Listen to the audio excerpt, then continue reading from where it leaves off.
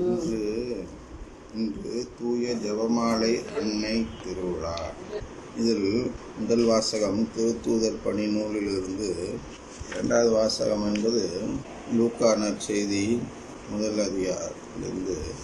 அதில் முதல் வாசகத்தை நாம் பார்க்கும் பொழுது எந்த நிகழ்வு என்றால், இயேசு விண்ணேற்றம் அடைந்த பின் திருத்தூதர்கள் ஒலிவ மலையிலிருந்து எருசலேமுக்கு திரும்பினார்கள். இம்மலை எருசலேமுக்கு அருகில் ஓய்வு நாளில் செல்லக்கூடிய தொலையில் உள்ளது. அங்கே என்ன செய்தார்கள் என்றால், எல்லா சீடர்களும் அங்கே அமர்ந்திருக்கிறார்கள். யார் யார் என்றால், பேதுரு, யோவான், யாக்கோப்பு, அந்திரேயா, பிலிப்பு, தோமா, பத்லமேயு, மத்தேயு, அல்பேயுவின் மகன் யாக்கோப்பு, தீவிரவாதியான சீமோன், யாக்கோப்பின் மகன் யூதா ஆகியோர் திரும்பி வந்த பின் தாங்கள் தங்கியிருந்த மேல் மாடிக்கு சென்றார்கள். அவர்கள் அனைவரும் சில பெண்களோடும் இயேசுவின் சகோதரர்களோடும் அவருடைய தாய் மரியாவோடும் இணைந்து ஒரே மனதோடு இறைவனிடம் வேண்டிக் கொண்டிருந்தார்கள். அதனால் நாம் என்ன பார்க்கிறோம் இங்கே என்றால், அன்னை மரியாள் அவர்கள்தான் அந்த பெந்தோசு திருநாள் அன்று தூயாவியானவர் இறங்கினார் அல்லவா, அன்று அந்த ஜெப கூட்டத்தை தலைமை ஏற்று நடத்தினார்கள் என்று இங்கே பார்க்கிறோம். ஏனென்றால் எல்லோரும் இயேசுடைய சீடர்கள் தான். ஆனால் அன்னை மரியாள் அவர்கள் யார் என்றால், இயேசு பிறந்தது முதலே இயேசுவின் சீடராக இருந்தவர். அதனால் அங்கே இருந்த சீடர்களுள் மூத்தவர், அனுபவம் மிக்கவர், அனுபவம் அதிகம் பெற்றவர், இயேசுவின் போதனைகளை அதிகமாக பெற்றுக்கொண்டவர் என்ற முறையில் அந்த சீடர்கள் அன்னை மரியாளை தான் தலைவியாக ஏற்றுக்கொள்ள வேண்டும். ஏற்கனவே இயேசு சொல்லியிருக்கிறார், இவர் என்னை பெற்றெடுத்தால் மட்டும் தாயல்ல, ஆண்டவருடைய வார்த்தையை கேட்டு அதை கடைபிடித்து செயல்பட்டதால் அதைவிட சிறந்த முறையில் விண்ணக தாயாகவும் இருக்கிறார்கள் என்பதை பல இடங்களில் கூறியிருக்கிறார். குறிப்பாக அவருடைய சகோதரர்கள் என்று கூறப்படும் இடங்களில் சொல்லியிருக்கிறார். யார் என்னுடைய சகோதரர்கள்? கடவுளுடைய வார்த்தையை கேட்டு அதன்படி செயல்படும் நீங்கள் தான் என்னுடைய சகோதரர்கள் என்று கூறுகிறார். எனவே என்னுடைய தாய் என்னை பெற்றெடுத்ததால் தாய் அல்ல, மாறாக கடவுளுடைய வார்த்தையை கேட்டு அதை செயல்படுத்தியதால் அவர் உண்மையான விண்ணக தாயாக மாறுகிறார்கள். எனவே அந்த தாயை நீங்களும் உங்களுடைய தாயாக ஏற்றுக்கொள்ளாவிட்டால் நீங்களும் என்னுடைய குடும்பத்தில் சேர்ந்து கொண்டவர்களாக கருதப்பட மாட்டீர்கள் என்று அங்கே கூறி மரியன்னையின் சிறப்புகளை எடுத்துரைக்கிறார். அதில் குறிப்பாக மரியன்னை அவர்கள் செய்ய முடியாத விஷயம் என்ன செய்தார்கள் என்று நாம் தியானிக்கும் போது எதை பார்க்கிறோம் என்றால், நான் ஆண்டவரின் அடிமை, சொற்படியே எனக்கு நிகழட்டும் என்ற அந்த வார்த்தைகள் வேறு எந்த பெண்ணாலும் சொல்ல முடியாது. இதை சொன்னதும் சிலர் எண்ணுவார்கள், சிலர் நினைப்பார்கள். என்ன நினைப்பார்கள் என்றால், ஏன் இன்றைய புனிதர்கள் இருக்கிறார்கள், இவர்கள் இருக்கிறார்கள், கன்னியர்கள் இருக்கிறார்கள், இவர்களெல்லாம் கடவுளுக்காக தங்களுடைய குடும்பங்களையே விட்டு வந்தவர்கள் அல்லவா, இவர்களெல்லாம் அதை செய்யவில்லையா என்று நினைப்பார்கள். இந்த கன்னியர்கள் எல்லாம் கடவுளுக்காக செயல்படுகிறார்களா இல்லையா? திருக்கன்னியர்கள் அல்லது அருட்சகோதரிகள் என்று அழைக்கிறோம் அல்லவா, அவர்களெல்லாம் என்ன செய்கிறார்கள், அன்னை மரியாள் என்ன செய்து விட்டார்கள் என்பதை தான் நாம் பார்க்க வேண்டும். இந்த திருக்கன்னியர்கள் எல்லாம், அதாவது அருட்சகோதரிகள் எல்லாம் இது போன்ற ஒரு நிலையில் அழைப்பு தந்தார்கள் என்றால், கடவுள் அழைப்பார் என்றால் அவர்கள் நிச்சயமாக வரமாட்டார்கள். என்ன வரமாட்டார்கள் என்றால், இப்பொழுது அருட்சகோதரி நாம் ஒரு கான்வென்ட்டில் ஒரு எச்சமாக இருக்கலாம், ஒரு பெரிய மதிப்புக்குரிய ஒரு பதவியில் இருக்கலாம், சமுதாயமே நம்மை மதிக்கும் என்ற ஒரு நிலை இருப்பதால் தான் இளம் வயதில் அவர்களுக்கு அழைப்பு கிடைக்கும் பொழுது அவர்களுக்கு மனம் இணங்கி வருகிறது அழைப்பை ஏற்க. ஆனால் அன்னை மரியாள் அவர்களுக்கு கிடைத்த அழைப்பு என்பது இதற்கு நேர்மாறான.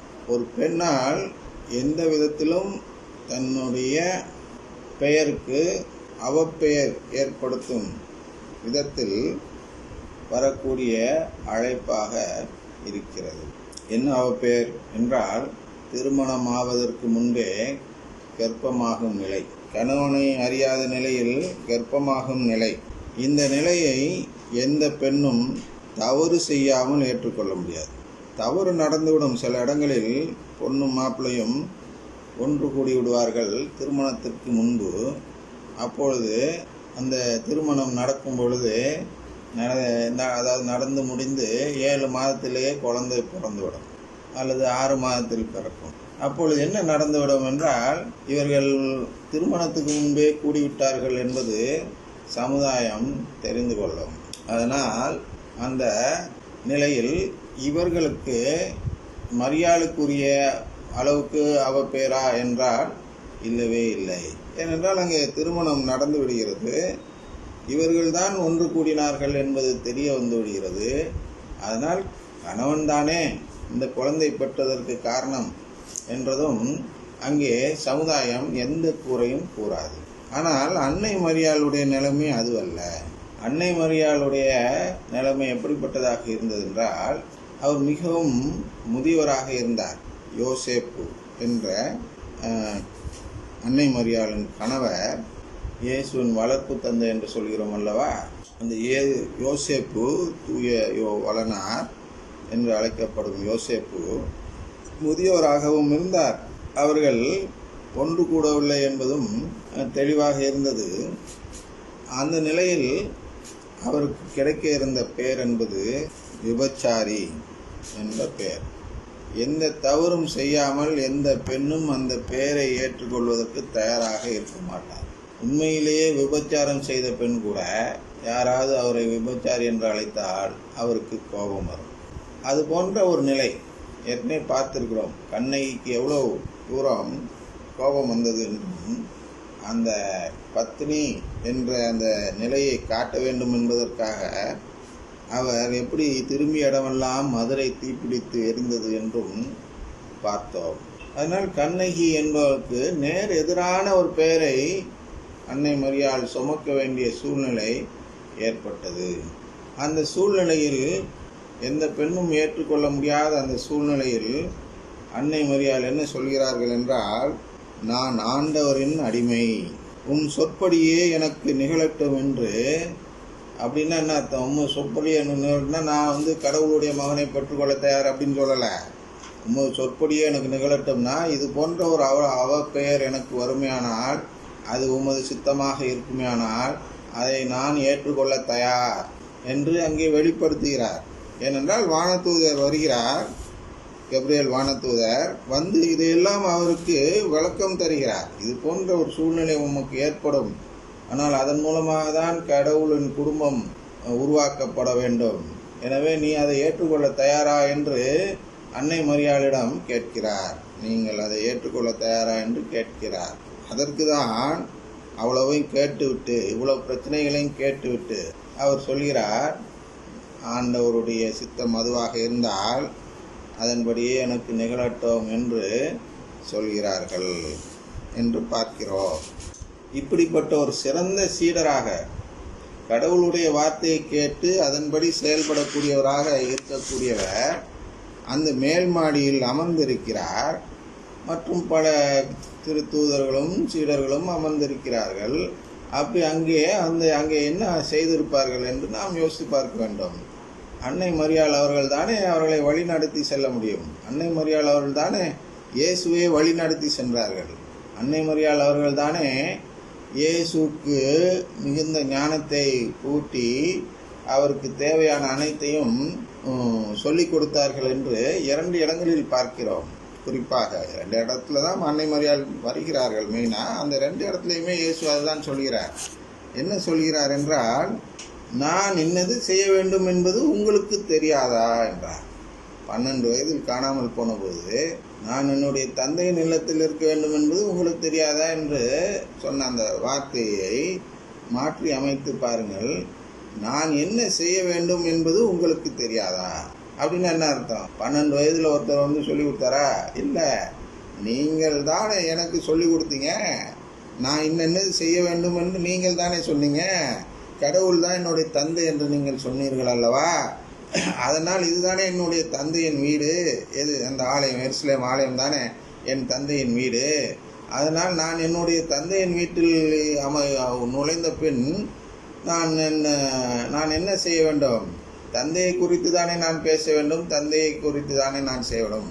சரியா? அதனால் அவர் சொல்கிறார், நான் என் தந்தையின் வீட்டில் இருக்க வேண்டும் என்பது உங்களுக்கு தெரியாதா என்று கேட்கிறார் இயேசு. அப்படின்னா அதை சொல்லிக் கொடுத்தது யார்? அன்னை மரியாள்.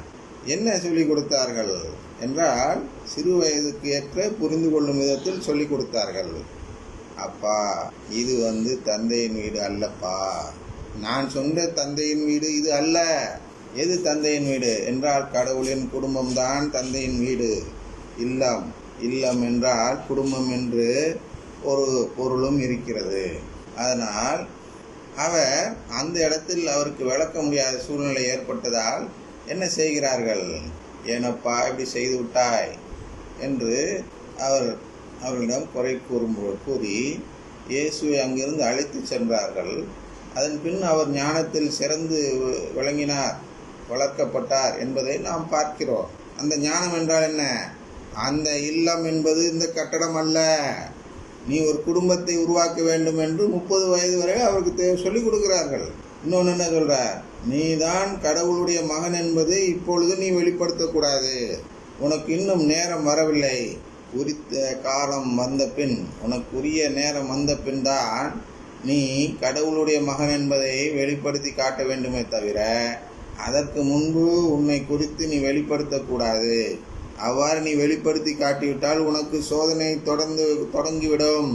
நீங்கள் இதில் போய் பாலைவனத்தில் போய் விரதம் இருக்கிறது, 40 நாள் சாப்பிடாமல் இருந்து சோதிக்கப்படுவது போன்ற அனைத்து சோதனைகளும் உனக்கு வர வேண்டி இருக்கிறது. அது 12 வயதில் உன்னால் செய்ய முடியாது. அதனால் காத்திருக்க வேண்டும், நான் சொல்லும் காலம் வரை காத்திருக்க வேண்டும் என்று அங்கே 12 வயது சிறுவர் இயேசுவுக்கு தடை போடுகிறார் அன்னை மரியாள் அவர்கள். அதனால்தான் என்ன சொல்கிறார் என்றால், அவர் மீண்டும் தோன்றும் இடம் என்பது கானாவூர் திருமணத்தில். இயேசு 12 வயதில் காணாமல் போன இயேசு, அதாவது மறைந்த இயேசு, விவிலியத்தில் மறைந்த இயேசு மீண்டும் விவிலியத்தில் தோன்றுவது எப்பொழுது என்றால் கானாவூர் கல்யாணத்தில் தோன்றுகிறார் இல்லையா? அதனால் அங்கே கானாவூர் கல்யாணத்தில் என்ன நடக்கிறது? கானாவூர் திருமணத்தில் அந்த திராட்சை ரசம் பற்றாமல் போகிவிடவும் நேராக அன்னை மரியாள் அவர்கள் இயேசுவிடம் வருகிறார்கள். எதற்காக வந்தார்கள்? உன்னுடைய நேரம் தொடங்கிவிட்டது, நீ வெளிப்படும் நேரம் தொடங்கிவிட்டது. அதனால் இந்த திராட்சை ரசம் இல்லாமல் போனதை பயன்படுத்தி நீ கடவுளின் மகன் என்பதை இன்று முதல் வெளிப்படுத்தலாம் என்பதை சொல்வதற்காக அன்னை மரியாள் அவர்கள் இயேசுவிடம் வந்து சொல்கிறார்கள், இங்கே திராட்சை ரசம் தீர்ந்து விட்டது. உடனே இயேசு என்ன சொன்னார்?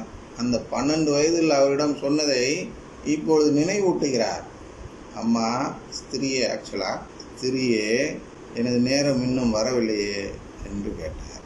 நீங்கள் தானே சொன்னீங்க எனக்கு நேரம் வரலன்னு, இப்போ என்கிட்ட சொல்கிறீங்க அதை செய்து நான் எப்படி செய்வேன் அப்படிங்கிற அந்த பாணியில் பேசுகிறார்.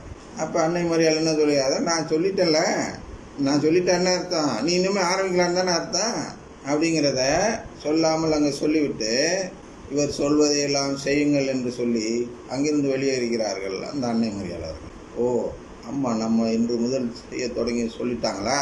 அப்போ இன்று முதல் நாம் செய்ய தொடங்கி விடலாமா? நம்மை வெளிப்படுத்த ஆரம்பித்து விடலாமா என்று யோசித்த இயேசுதான் என்ன செய்கிறார் என்றால், அந்த 12 ஜாடிகளை நிரப்புங்கள் என்கிறார். அதை திராட்சை ரசமாக முதலில் செய்கிறார். அதுவே அவர் செய்த முதல் புதுமை என்று விவிலியம் கூறுகிறது. எனவே